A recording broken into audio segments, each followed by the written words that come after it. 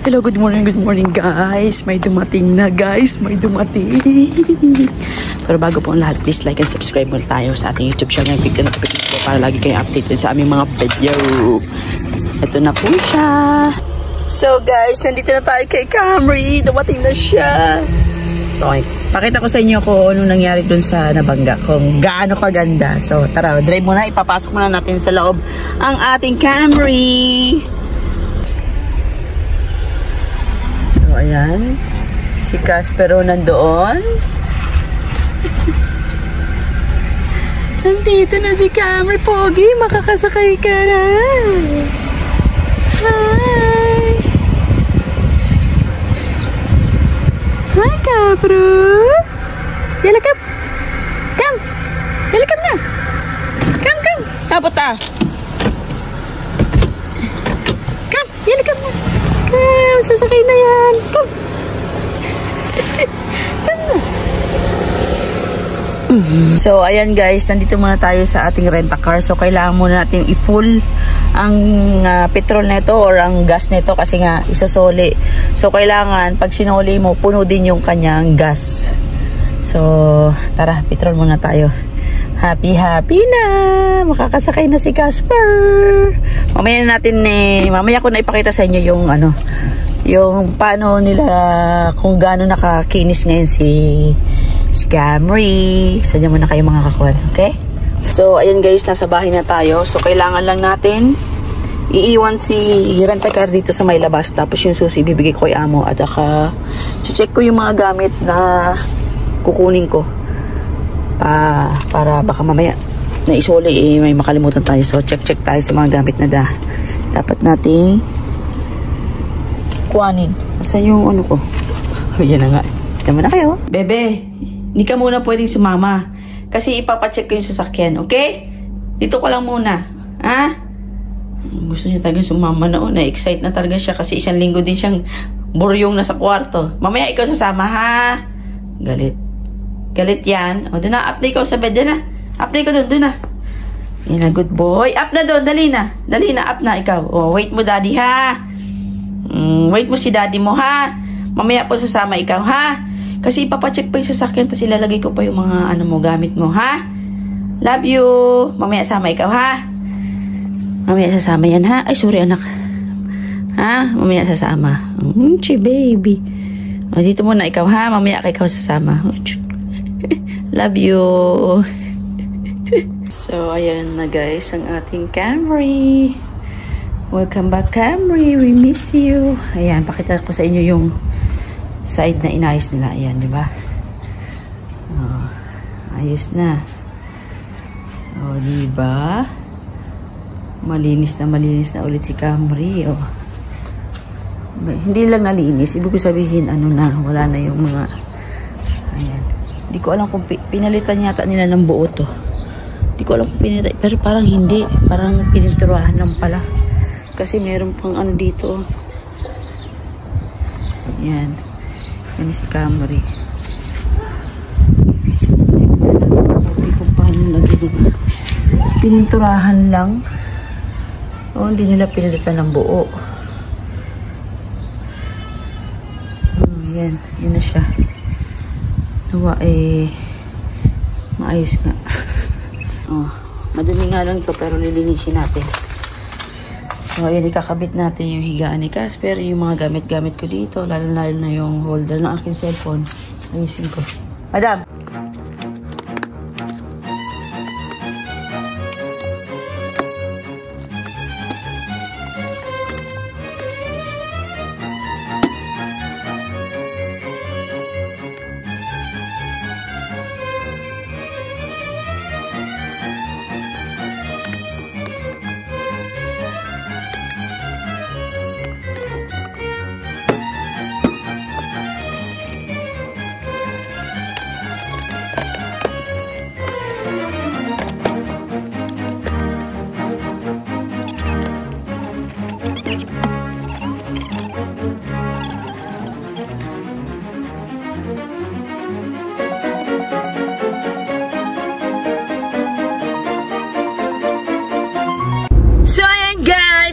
mga kakwan, hello. So nakapag-drop na tayo.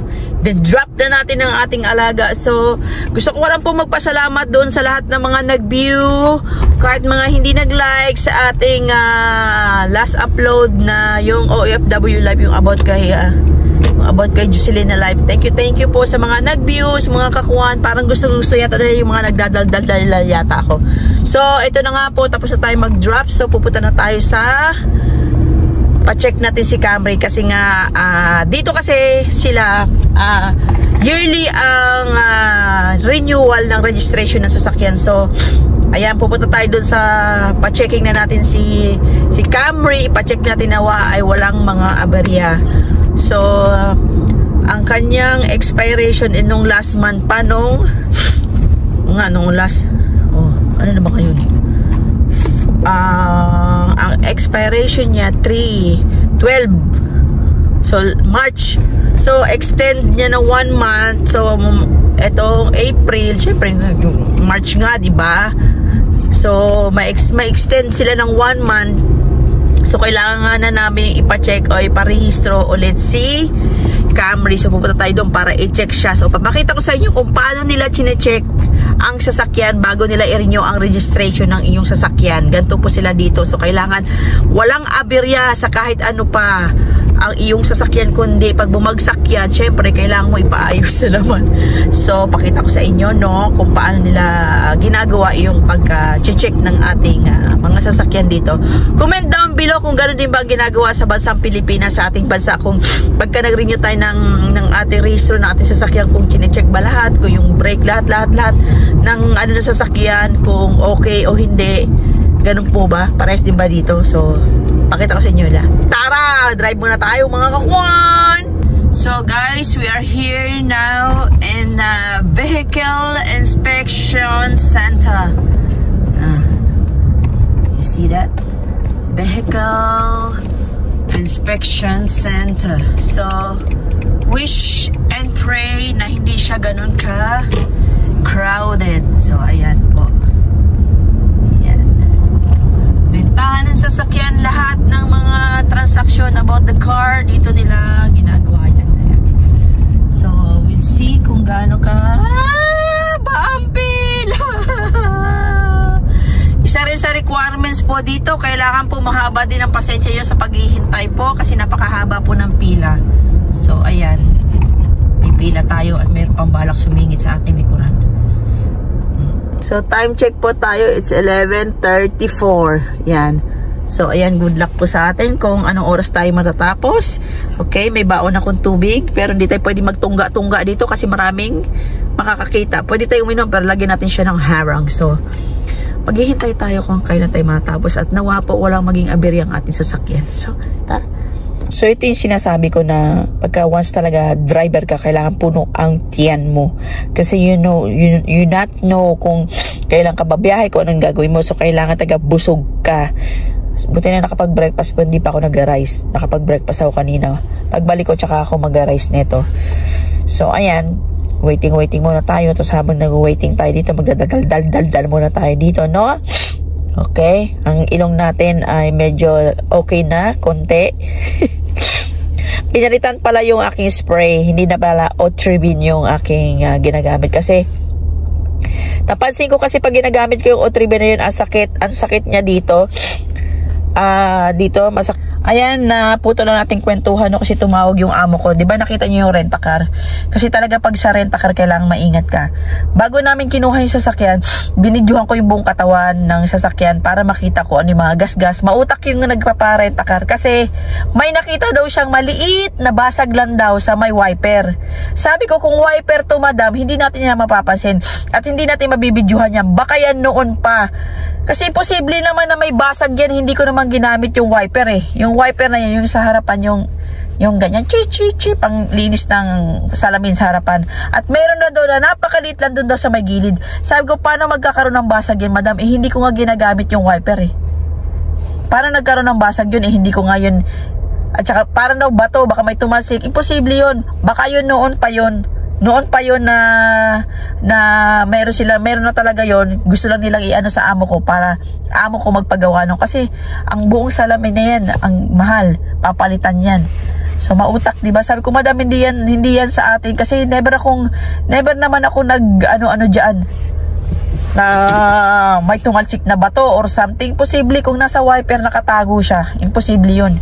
Hindi 'yun sa amin. Malamang doon sa dating mga nag-rent or doon sa dati pa, hindi sa amin. So ayun, ang dami ko sinabi, 'di ba? Ayan, tumawag yung amo ko. So tatawag yun ulit si amo kasi kakausapin niya yung sa rent a car. So diyan na muna kayo mga kawan, okay? So guys, time check tayo. Alas 12 na po. Ayan. Alas 12 na po mga kakuan at nagkakaroon ng ano dito dahil yung isang driver ng isang sasakyan ay wala. So naiinip na, nagpipitpita na dito. Hindi gumagalaw yung pila namin dito. So dyan na muna kayo mga kakuan. Ay, sisigawan na sila dito. So guys, pakita ko sa inyo. Ayan po. Pang ilang pila tayo? 1, 2, 3, pang-4 po tayo. At ganyan po ang pag-check. Papasok ka doon. So ayan, mamaya pakita ko sa inyo, okay? So ayan guys, iinom muna tayo tubig. Nilagyan ko ng harang yung harapan ko.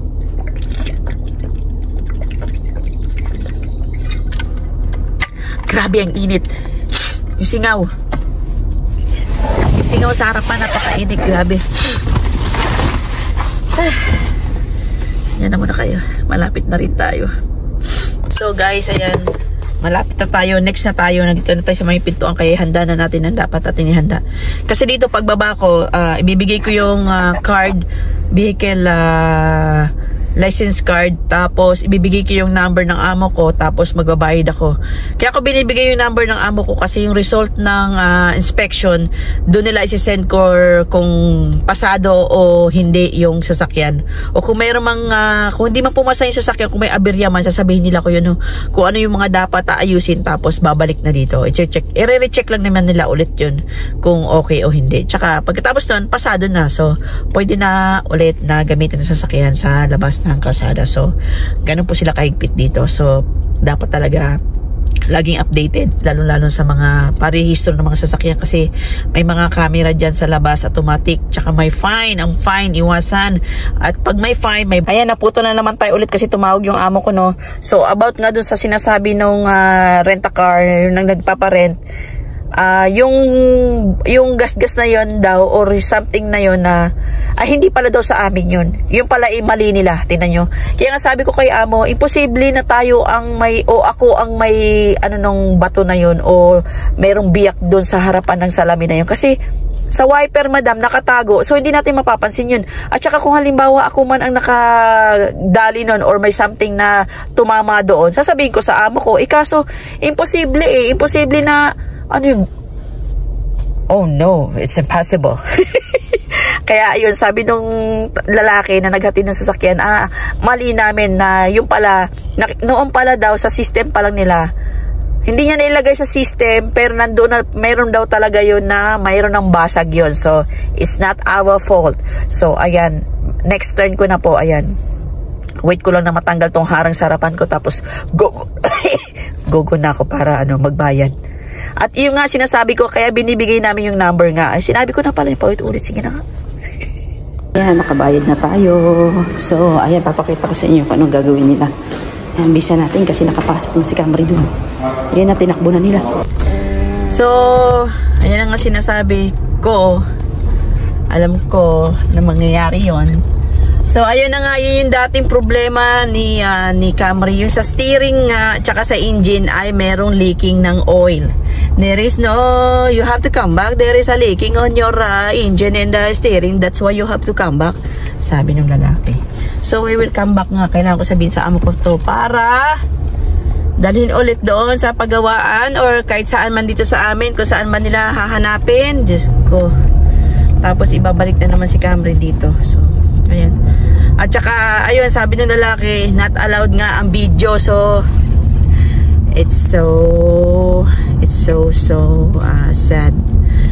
We will remove some of the video from inside the premises because it's not allowing, Oh, that's why I telling you before it's not allowed. So, that's why you have to remove this one.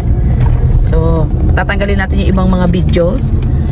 Edit natin kung ano ba yung what is the better only, and that's it. That's all, Pok. We have to go home now. Yeah, bye. So, yung mga kakuan, I call my madam. I said, Madam, we have to come back again. Said, why? Because madam, the man said there is a leaking in the engine and the steering oil. And my madam said, where? In the engine, madam. Baad. Said, ibig sabihin ng baad. Baad parang again or ano din, parang mayroon na naman problema, parang ito na naman, parang ganun. Basta explanation is very difficult in my situation today. So ayan, dadali na naman namin to sa pagawaan dahil yun na nga sinasabi ko di ba? Napapansin niyo yung lagi ako naglalagay ng steering oil or steering fluid. That's why, because there is a leak down from the engine. I told my madam before, but ayun, gumawa na naman si amo ng pinagbabawal na technique. Ay, natatawa ako. So, my madam said, dalhin ko daw sa sa car wash. Tapos pa-sprayhan ko, paninisan ko yung ilalim. Kasi nga syempre naman makikita nga 'di ba? Ngayon, pag pinalinisan at bukar, it means that parang patutuyuin ng maigi yung ilalim or something like that. Basta dadalhin ko ngayon ito sa car wash para linisan yung ilalim. So, ilalim na naman ang nilinisan. So, ibukar daw. Yan. Malamang yan ay turo ng kanyang anak na lalaki kasi gawain niya. Mga pinagbabawal na technique. Tsaka siguro ibabalik ko sa checking. Ang bilis, diba? So, malalaman nila. Malalaman natin kung sino ang mapapagod, ako o sila. Yan na muna kayo mga kaunti. So, ayan mga kakuha, nandito tayo ngayon sa car wash para ipalinis nila si Camry sa sa pinakailalim kasi siyempre maraming mga oil yun, di ba? So yun ang papalinis nila tapos ibabalik ko doon. Pinagbabawal na technique. So titingnan natin. Ayan, nilagyan natin. Ayan. Sa brake fluid.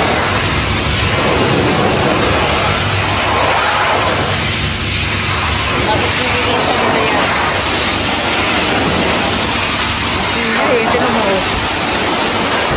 So ayan, binubuga na ng mainit na tubig kasi nga para matanggal yung mga leaking na oil sa ilalim. So sabi nila mas maganda daw yan sa mga oil kasi mainit na tubig yung pinapalinis sa ilalim. So good luck para mamaya pagbalik ko doon.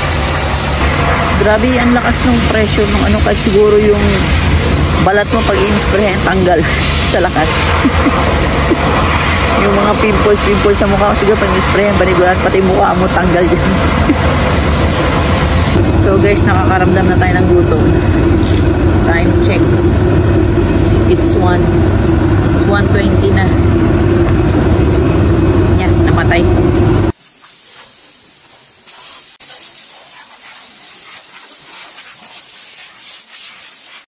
Ako, nilinis yung pang mga buti. Wala pa naman ako ibibigay.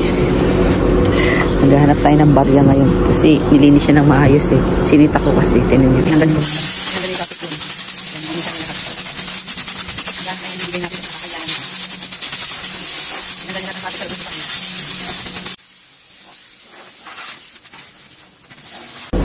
Kahit minamadali niya, at least nag-e-effort siya, no? Ayan, iba-vacuum niya pa.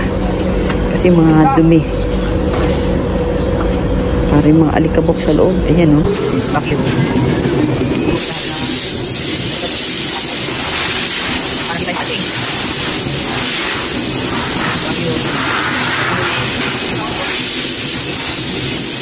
So, ayan mga kakuha, natapos na tayong magpa-car wash, ano? So, tumawag si amo, tinanong ko siya kung pupunta ba ako dun sa pa-check nga ulit ng sasakyan. Sabi niya mamaya na lang daw gabi kasi nga, so anong oras na rin, 2:00 na po mga kakuha, no? Medyo nagarambulan na po yung mga bituka natin, no? So, kailangan natin kumain na muna. So, uwi muna tayo ngayon kasi meron pa tayo susunduin ng alas 4. So, kakain na muna rin tayo ngayon. So, abangan nyo mamayang gabi kung ano ang magiging resulta. No? Sana nawa makapasa ang ating sasakyan, no? Kasi ginamitan na ng pinagbabawal na teknik. So, grabe ang binayad namin dito para malinis yung ilalim lang. Kasi para matanggal yung mga langis-langis. Pasensya na kayo mga kakuan kung medyo malikot po ang aking ulo kasi syempre kailangan concentrate tayo mag-drive kasi mahirap na po, di ba? So, uwi muna tayo, gaya nga na sinabi ko, at nang kumain muna, di ba? So, tara.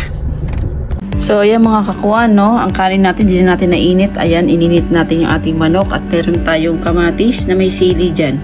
At may lemon yan, tsaka patis. So, kain-kain tayo na mabilis kasi may biyahe pa tayo ulit. Yalla mga kakuan,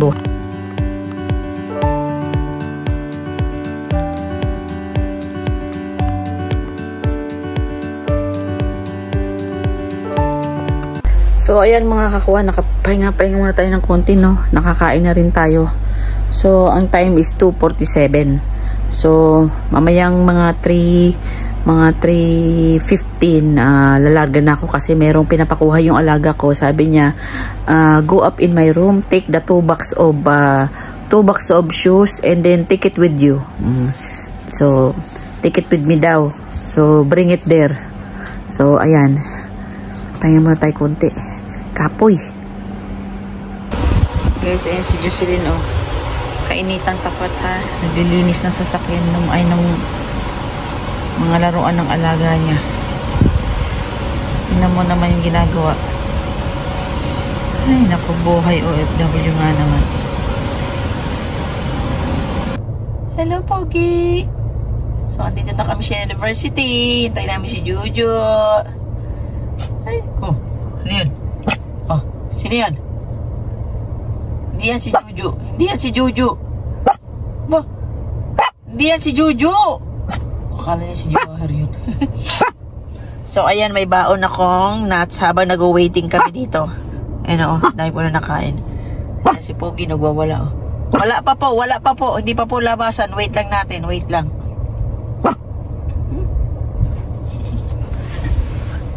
Wait lang tayo, wait lang.